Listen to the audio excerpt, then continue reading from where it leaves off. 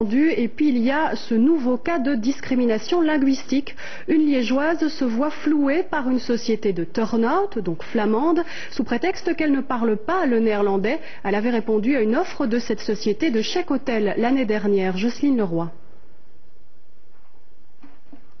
Anne-Marie n'en revient toujours pas. Elle achète l'année dernière des chèques nuits d'hôtel à une firme de turn-out. Elle souhaite passer un week-end dans cet hôtel en Normandie. Elle demande une prolongation du chèque et voici ce qu'on lui répond.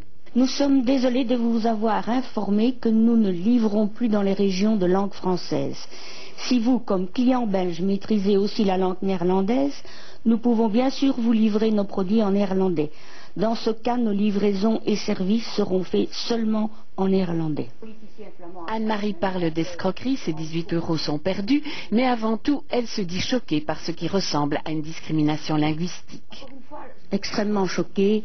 Je suis profondément patriote et unitariste, mais je trouve que c'est un procédé qui relève du fascisme. C'est ce qu'on entendait avant-guerre dans le régime nazi. Voici le guide en français qu'Anne-Marie a reçu en 2007. Cette année, le français a-t-il vraiment été rayé de la carte? Nous vérifions auprès de l'entreprise. Est-ce que c'est vrai? Oui, nous ne publions pas en français, c'est justement en néerlandais. Pourquoi?